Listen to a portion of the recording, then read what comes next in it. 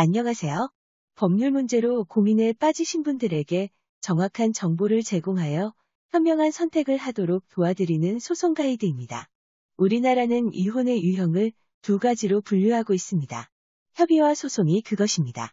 협의는 어떠한 까닭을 불문하고 혼인관계를 종결시키기로 하는 양자의 의사가 존재하고 혼인관계 해소로 인해 달라질 재산관계 양육자, 양육비 등에 관한 사항에 대해 합의가 이루어졌다면 법원의 확인을 받아 관할 행정관청에 신고를 함으로써 이혼이 성립하는 것을 말합니다. 다만 일시적인 감정으로 갈라서는 것을 방지하기 위하여 성인이 되지 않은 자녀가 없는 경우는 1개월, 성인이 되지 않은 자녀가 있거나 출생하지 않은 태아가 있을 때는 3개월의 숙려기간이 지나야만 법원은 협의 의사를 확인해 줍니다. 예외적으로 폭행과 같이 즉시 나눠두지 않으면 당사자에게 크나큰 고통이 예상될 지경에는 숙려기간은 줄어들거나 면제될 수 있습니다. 만약 남녀 모두가 이혼은 원한다 하더라도 재산 분할이나 양육권, 위자료 등에 관하여 합의가 이루어지지 않았다면 당사자가 제시하여 결론을 받게 됩니다. 반면 소송은 협의와 달리 민법이 규정하고 있는 사유에 해당하는 경우에만 배우자 일방이 성립의 효력을 발생시키는 절차를 말합니다. 가사법에 따라 조정 절차가 사전에 적용되므로 원칙적으로 둘 이외의 자가 요청할 수는 없습니다. 또한 민사재판과 달리 가정법원이 전속 관할권을 갖습니다. 모든 권리에는 그 행사기한에 제한이 있습니다. 실질적인 권리도 중요하지만 기한 법적 안정성도 중요하기 때문입니다. 보편적으로 청구권의 유효한 효력은 소멸시효, 소재시의 유효한 제척기간이라는 표현을 사용합니다. 위에서 살펴보았듯이 6가지 사유가 있을 때만 소송을 진행할 수 있는데 그러한 이유가 있다 하더라도 무한정으로 제기할 수는 없는데요. 민법상의 시간이 정해진 것은 2가지입니다.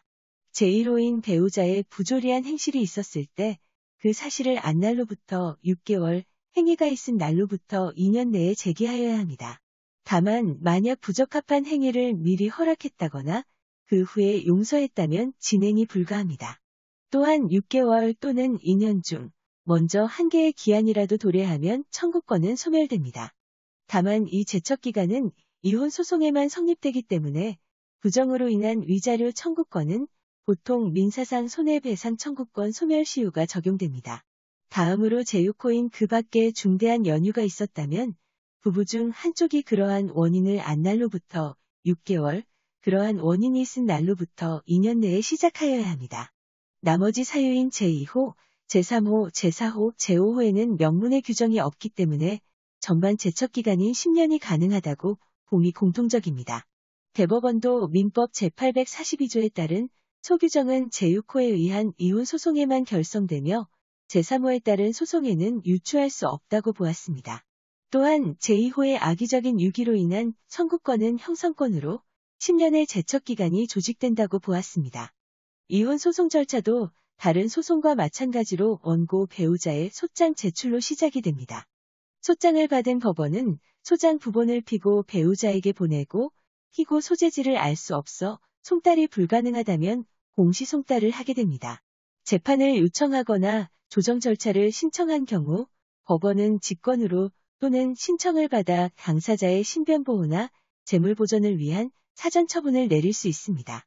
가사조사 절차란 임명된 가사조사관에 의하여 합리적인 판결을 위해 쌍방의 혼인관계는 물론 직업, 건강상태, 재화현황, 양육환경, 사회적 지위 등 관련된 재반사항을 조사하여 보고서를 작성하는 절차를 말합니다.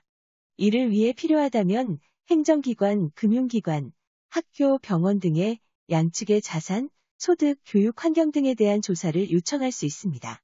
이혼 소송 절차는 조정 전치주의이기 때문에 특별한 연고가 없는 한 기일이 지정되고 본인이 출석하여 진술하여야 합니다.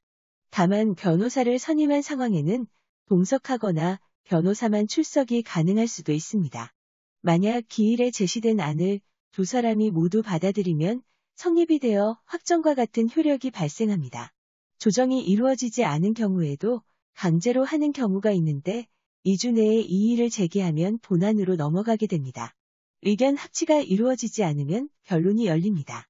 변론 기일에는 이유와 귀책 정도 등을 주장하고 이를 입증할 수 있는 증거를 제출하여야 합니다. 필요하다면 증인, 참고인, 신문 등도 이루어집니다.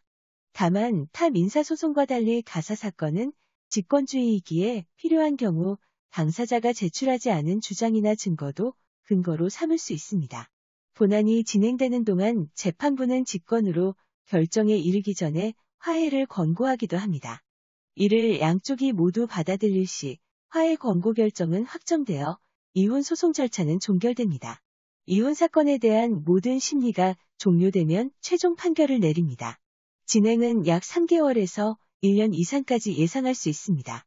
이는 구체적인 사건의 내용과 쟁점 사항에 대한 둘 사이의 의견의 합치가 어느 정도까지 이루어져 있는가의 여부에 따라 달라질 것입니다.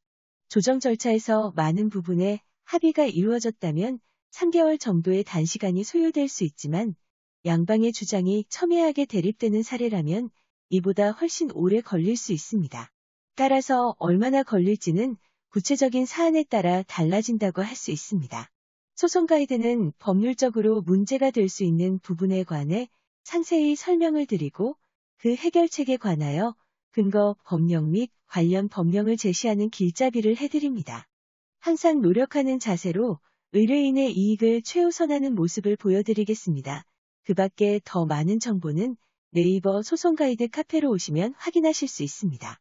내용이 마음에 드셨다면 구독과 좋아요, 알람 설정 부탁드립니다. 더 좋은 내용으로 찾아오겠습니다. 감사합니다.